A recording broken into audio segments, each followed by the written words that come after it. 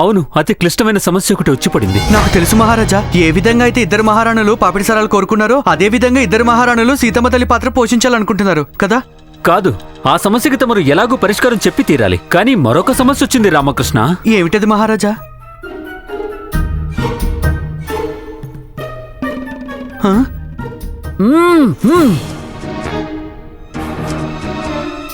మా మీసం రామకృష్ణ. తమరి మీసమా? తమరి మీసం చాలా బాగుంటుంది మహారాజా. అందులో సమస్య ఏముంది? సమస్య ఇదే కదా, మాకు మీసం ఉంది. ఇప్పుడు మేము మీసం తీసేయడమే సమస్య అవుతుంది. కానీ ఇంత చక్కటి మీసం తీయించడం ఎందుకు మహారాజా? మీసం లేకపోతే ఏమీ లేనట్టే. మీసం లేకపోతే ఏమీ ఇలా అని మీరంటున్నారా రామకృష్ణ? అవునండి.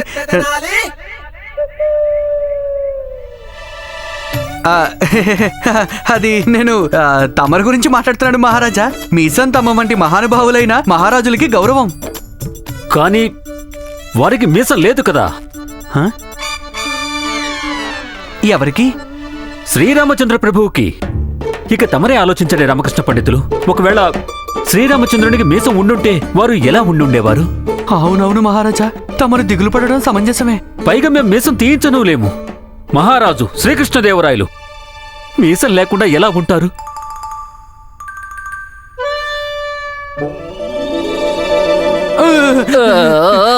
లేదు, నేను కనీసం ఊహించలేను కూడా. కానీ ఇప్పుడు తమరు ఏం చేస్తారు మహారాజా? మేము కాదు రామకృష్ణ పండితులు గారు, తమరేం చేస్తారు? నేనా? అవును, తమరే రామకృష్ణ పండితులు. తమరే ఈ సమస్యకు పరిష్కారం వెతికి తీరాలి. పైగా పరిష్కారం ఎలా ఉండాలంటే, మేము శ్రీరామునిగా ఉన్నప్పుడు మీసం లేకుండా ఉండాలి. అలాగే మేము శ్రీకృష్ణదేవరాయనుగా మారి సభలోకి వెళ్లేటప్పుడు మీసంతో పాటు వెళ్ళాలి. అలాగే మహారాజా, ఇది నిజంగా చాలా క్లిష్టమైన సమస్య. దీనికి పరిష్కారం చెప్పడానికి నాకు కొంచెం సమయం ఇవ్వండి. కొంచెం అంటే ఎంత సమయం రామకృష్ణ పండితులు? మహారాజుల వారికి జయహో. మహారాజా చెప్పండి. రామలీల నాటక మండలి వారు ఎవరైతే వస్తామన్నారో, ఎవరికైతే రావడానికి సమస్య వచ్చిందో వారి నుంచి ఒక సమాచారం వచ్చింది. ఏమిటి? వాళ్ళందరూ విజయనగరం చేరుకున్నారా? లేదు మహారాజా, కానీ వారి నిర్దేశకులు గురుప్రసాద్ గారు ఇచ్చేశారు. కానీ వారు తుఫానును తప్పించుకుని ఎలా వచ్చారు? వారు కొన్ని రోజుల క్రితమే బయలుదేరారు. అందుకే వారు తుఫాను తప్పించుకొని రాగలిగారు. రామా, బ్రహ్మదేవుడు నీ భాగ్యాన్ని ఏ గడియలో రచించాడో తెలీదు. ఈ నిర్దేశకుడు కొంచెం ముందే వచ్చుంటే నువ్వు వానరుడివి అవ్వాల్సిన అవసరం వచ్చేది కాదు. శారదకు కూడా ఏదో ఒక పాత్ర దక్కేది. ఆచార్యులంటే కావాలనే ఏ పాత్ర ఇవ్వలేదు. నాకు చాలా అన్యాయం జరిగింది. నాకు రామలీల నాటకంలో ఏ పాత్ర దక్కలేదు. నేను వంట చెయ్యను. ఎప్పటి వరకు చేయనో కూడా నాకు తెలియదు. బంధు, అందరూ అనేది నిజమే. భగవంతుడు ఏం చేసినా అంతా మనం మంచిగా చేస్తాడు. నాకేం అర్థం కాలేదు. ఒకటి తెలుసుకో, ఇక శారద కూడా అభినయం చేస్తుంది. అప్పుడు అన్ని పరిస్థితులు చక్కబడతాయి. ఏ పరిస్థితులు చక్కబడతాయి రామకృష్ణ పండితులు? రామలీల గురించి మహారాజా, రామలీల గురించి నేనేమంటున్నానంటే, అసలు నిర్దేశకులు వచ్చేశారు కాబట్టి ఇక రామలీల చాలా బాగా జరుగుతుంది. నా అభిప్రాయం ప్రకారం గురుప్రసాద్ గారిని నిర్దేశకునిగా నియమించి తీరాలి మహారాజా. కానీ మేము ఆచార్యుల వారిని నిర్దేశకులుగా నియమించాం కదా. అవును, కానీ అప్పటికి గురుప్రసాద్ గారు రాలేదు కదా.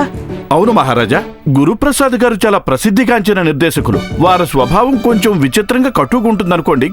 కానీ ఆచార్య క్షమించండి మహారాజా, కానీ ఆచార్యుల వారిని ఎవ్వరూ అడగలేదు కదా. పాపం ఆచార్యుల వారు ఎంత అమాయకులంటే వారి వినమ్రత కారణంగా అడ్డు కూడా చెప్పలేకపోయారు. మనం వారి వినమ్రతని అదునుగా తీసుకోకూడదు మహారాజా. తమరు ఏం చెప్పాలనుకుంటున్నారు రామకృష్ణ? మహారాజా, ఆచార్యులు రాజపురోహితులు. వారికి ఒక హోదా ఉంది, ప్రాముఖ్యత ఉంది. రామలీల నాటక బాధ్యతలు వారి గౌరవంతో పోలిస్తే చాలా తుచ్చమైన బాధ్యత మహారాజా. మహారాజా, రాజపురోహితులు అవటం వల్ల ఆచార్యుల వారి మీద అసలే చాలా కార్యభారం ఉంది. ఇప్పుడు అసలైన నిర్దేశకులు వచ్చేశారు కాబట్టి మరి ఆచార్యుల వారికి రామలీల నిర్దేశకత్వ బాధ్యత నుంచి విముక్తి కలిగించడం మంచిది. రామకృష్ణ పండితులు గారు చెప్తున్నది అక్షర సత్యం మహారాజా. అలాగే ఇక ఈ రామలీల నిర్దేశకత్వం గురుప్రసాద్ గారే చేస్తారు. మేము ఆచార్యుల వారిని నిర్దేశకత్వ బాధ్యత నుంచి విముక్తి కలిగిస్తున్నాము.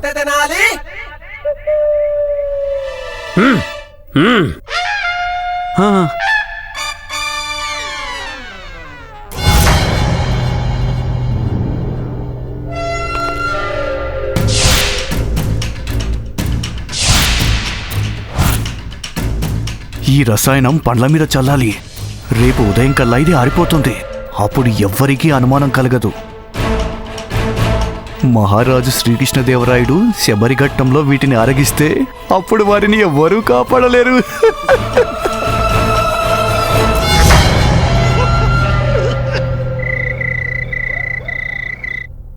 శారదా, శారదా, భోజనం వడ్డించు, బాగా ఆకలిగా ఉంది. బిచ్చం ఎందుకు ఇచ్చిస్తున్నావు లామా?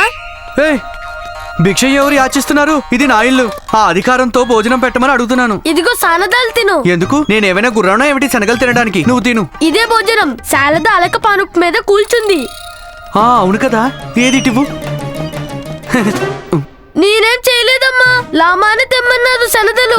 అబద్ధాలు అబద్ధాలు అబద్ధాలు. అమ్మా, నేనేం తెమ్మలేదు, నేను తెమ్మలేదు.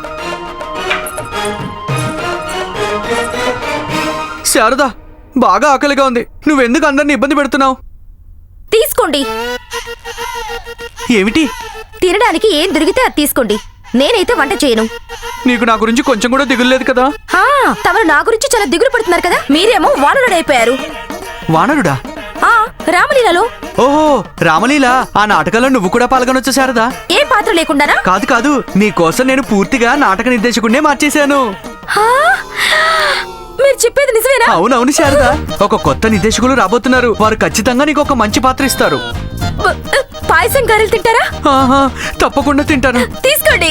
ఏమిటి పాయసం గారెలు? కాదు, ఆ మంచినీళ్ళ చెంబు తీసుకోండి. తీసుకొని కాళ్ళు చేతులు కడుక్కోండి. ఈలోగా నేను పాయసం గారెలు తీసుకొని వస్తాను. ఈ రోజు నేను స్వయంగా మీకు తినిపిస్తాను. త్వరగా తీసుకురా, త్వరగా తీసుకురా.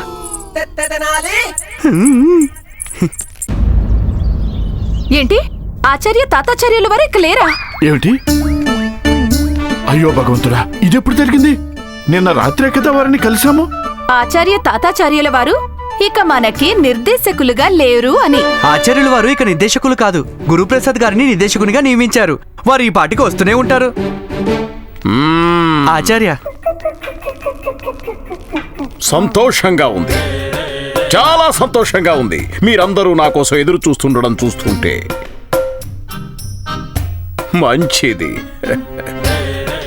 తమరి నిర్దేశకుని మొదటి ఆదేశం మా దగ్గరికి రండి. మీరందరూ మా దగ్గరికి రండి.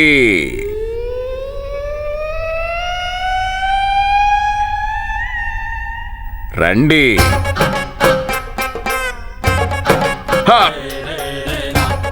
అభ్యాసం చేయడం మొదలు పెట్టాలి కదా. మా ఆదేశాన్ని పాటించండి.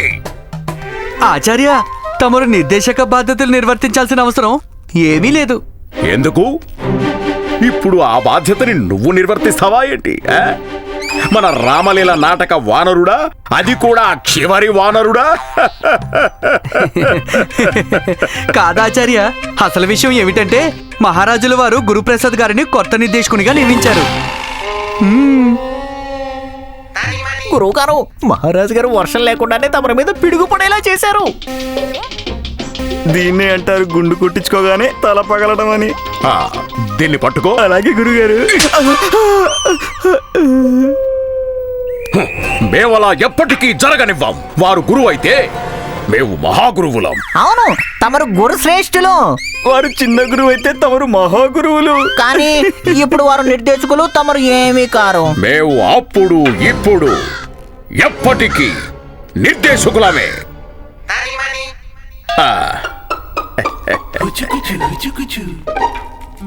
తమరు ఈ విషయముల గురించి కొంచెం కూడా చింతించకండి సౌదామిని గారు. మేము తమకి ప్రత్యేక శిక్షణని అందిస్తాం. అప్పుడు తమరి అభినయం అందరికంటే శ్రేష్టంగా ఉంటుంది. కానీ ఇప్పుడు తమ వద్ద శిక్షణ పొందడం వల్ల మాకేంటి లాభం? మేం కొత్త నిర్దేశకుని ఆదేశాల ప్రకారమే నాట్యం చేయాల్సి వస్తుంది. తమరు కేవలం మా ఆదేశం ప్రకారమే నాట్యం చెయ్యాలి. దాని అర్థం అభినయం చెయ్యాలి. నిర్దేశకులం మేము. రానివ్వండి ఆ గురుప్రసాద్ని. మేమెవరమో ఏం చేయగలమో అతనికి తెలిసేలా చేస్తాం. ఏం చేస్తారో అది చూస్తాం.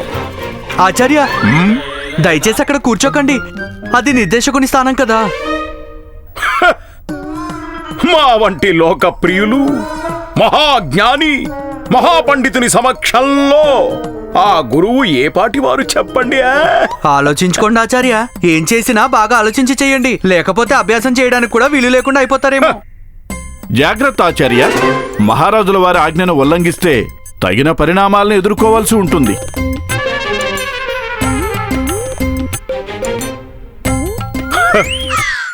ఒక మహానిర్దేశకుడికి ఆసనంతో పనే ఉంటుంది.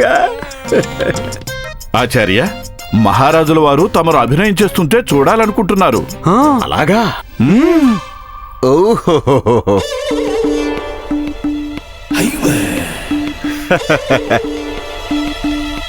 అయితే మీరేనా వానరసేనా?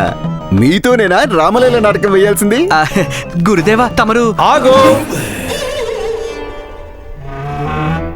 అడ్డు చెప్పకు, అడ్డు చెప్పకు. మేం మాట్లాడుతున్నాం కదా. రామలీల నాటకం వేయటం ఒక గొప్ప కార్యం. పైగా రామలీల నాటకం నిర్దేశకత్వం చేయటం అంతకంటే గొప్ప కార్యం. అడ్డు చెప్పకు. అన్నింటికంటే ముందు తమరు తమని తాము తమ గురువుకి సమర్పించుకోవాల్సి ఉంటుంది. దాని తర్వాత తమలోని అభినయ జ్వాలని ప్రజ్వలింపజేయాల్సి ఉంటుంది. సరే సరే, అన్నిటికంటే ముందు ఒక విషయం చెప్పండి. చెయ్యి ముందుకు చాపండి. చెయ్యి ముందుకు చూపు. అలాగా? తమరు చేతి రేఖలు చూసి భవిష్యత్తు కూడా చెప్తారా? చెప్పండి.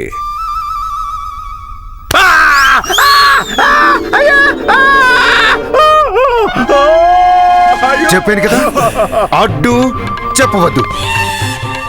గురువు మాట్లాడుతున్నప్పుడు అడ్డు చెప్పవద్దు. మా మీద దాడా? అసలు మేము ఎవరో తెలుసా? మేము రాజపురోహితులం. రాజపురోహితులు తాతాచార్యులం. ధైర్యం ఉంటే మళ్ళీ మా మీద దాడి చేసి చూపించండి. చూపించండి, చూపించండి.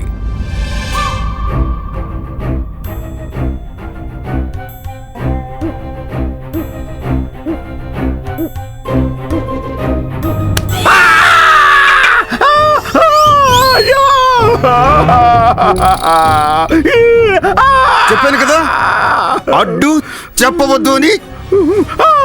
ఇక్కడ రామలీల నాటక నిర్దేశకులం మేము. పైగా ఇది మా కార్యక్షేత్రం. ఇక్కడ ఎటువంటి దుర్వ్యవహారమైనా ఉండకూడదు.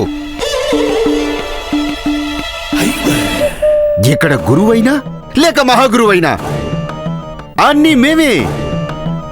గురుగారు, తమరే కదా చెప్పారు గురుగారిని ఎప్పుడు గౌరవించి తీరాలన్నారు. ఈ రోజు వీరే మన గురుగారు. ఆశీర్వదించండి గురుగారు. అవునా? ఆచార్యుల వారు అలా అన్నారా? మేము అలా అన్నావా? తమరే కదా చెప్పారు. అలా చెప్పే కదా మేము తమరిని గౌరవించేలా చేసుకున్నారు. మేమెప్పుడన్నా?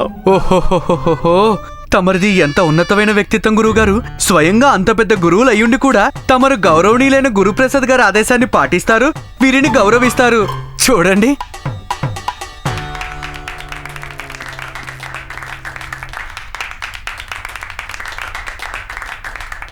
అన్నిటికంటే ముందు పాత్రలని అందరికీ ఇవ్వటం జరుగుతుంది. అటు పిమ్మట అభ్యాసం మొదలు పెడదాం. అన్నింటికంటే ముందు తమరి అభినయం చూడటం జరుగుతుంది. దాని ఆధారంగా పాత్రలను ఎంపిక చేయటం జరుగుతుంది. అలాగే గురువుగారు. కానీ పాత్రల ఎంపిక అయిపోయింది కదా. తమరు ఏమైనా అన్నారా? లేదు. మేమేమన్నాం? ఏమీ అనలేదు. మేమేం చెప్తున్నామంటే తమరికి ఏది సబబు అనిపిస్తే అలాగే చేయండి. తమరు ముందుకు రండి.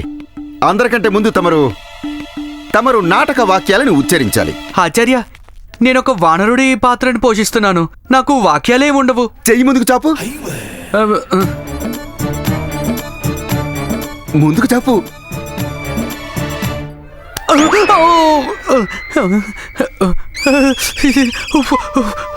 వాక్యం చెప్పమని చెప్పాము. కేవలం వాక్యం చెప్పు. అది తప్ప ఇంకేమీ వద్దు. వాక్యం ఏమిటంటే, 1,00,000 భక్ష్యములు భక్షించు, లక్ష్మయ్యకు 1 భక్ష్యము లక్ష్యమా?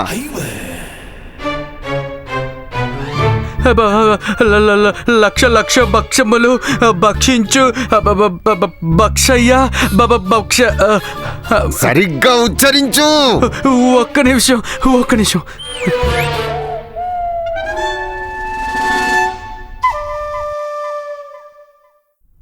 లక్ష భక్ష్యములు భక్షించు లక్షయ్యకు ఒక్క భక్ష్యము లక్ష్యమా? లక్ష భక్ష్యములు భక్షించు లక్షకు ఒక్క భక్ష్యము లక్ష్యమా? ఒక భక్ష్యములు భక్షించు లక్షకు ఒక్క భక్ష్యము లక్ష్యమా? లక్ష భక్ష్యములు భక్షించు లక్షయ్యకు ఒక్క భక్ష్యము లక్ష్యమా? లక్ష భక్ష్యములు భక్షించు లక్షయ్యకు ఒక్క భక్ష్యము లక్ష్యమా? లక్ష భక్ష్యములు భక్షించు లక్ష్యమ్మకు ఒక్క లక్ష్యము. అలా? అద్భుతం.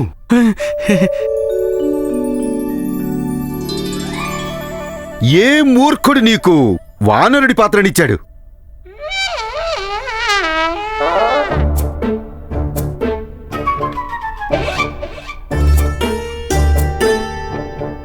పొరపాటు ఆయనను విసర్జింపుడు అనగా ఏదైతే జరిగిపోయిందో దాన్ని మర్చిపోవడమే బుద్ధిమంతుల లక్షణమా? ఇక గురువుగారు తమకు ఏదైతే పాత్ర ఇవ్వబోతున్నారో దాని మీద నీ ధ్యాస పెట్టు. ఆహా. రామకృష్ణ, నువ్వు చాలా స్పష్టంగా పలుకుతున్నావు. అరే, నీకో హనుమంతుడి పాత్ర లభించి తీరాలి. అయ్యో, సరాసరి హనుమంతుడా? అడ్డు చెప్పకు. ఒకవేళ మధ్యలో మాట్లాడాలనుకుంటే చెయ్యి ముందుకు చాచి మాట్లాడటం మొదలుపెట్టి.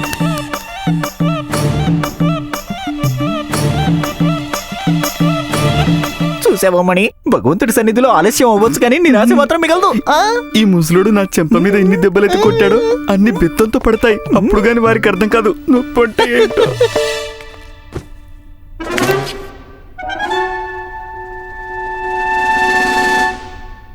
నేను అందదుదిని. ఆ? ఈ బాలకుడు ఏం మాట్లాడుతున్నాడు? గురుగారు, అది తను ఏమంటున్నాడంటే నేను అంగదుడిని అని. ఓహో, అలాగా అలాగా.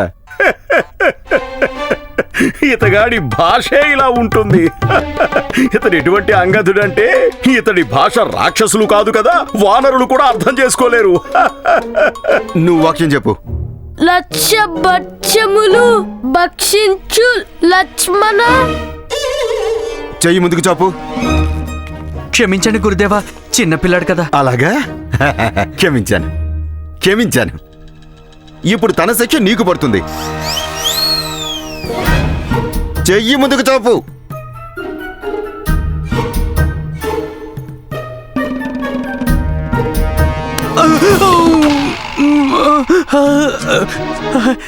అంత గట్టిగా ఎందుకు కొట్టాలు? తప్పు చేసింది నేను కదా, తననెందుకు కొట్టాలు? తప్పు చేస్తే నీకెక్కువ శిక్ష పడుతుంది. నేను లామలీల చేయను. నేను సరిగ్గానే చెప్పాను, మీలే తప్పుగా అర్థం చేసుకున్నాను. నేను ఇక్కడికి మళ్ళీ ఎప్పుడు రాను. అయ్యో గుండప్ప, విను గుండప్ప.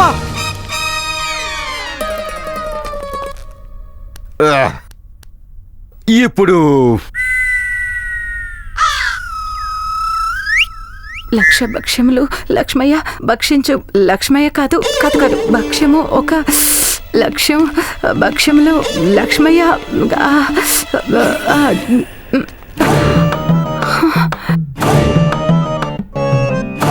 చెయ్యి ముందుకు చాపు. వీరిని దండించకండి, వీరికి మేము శిక్షణ ఇస్తాం.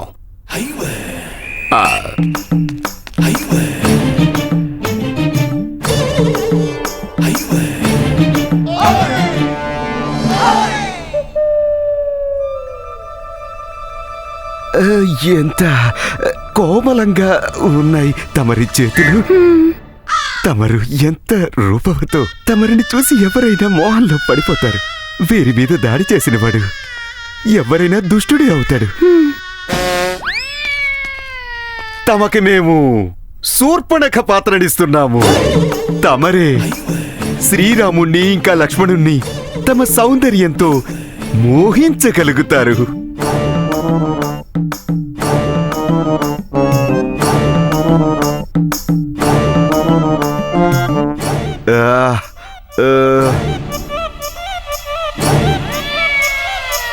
తమరు వాక్యం చెప్పండి. అయ్యో,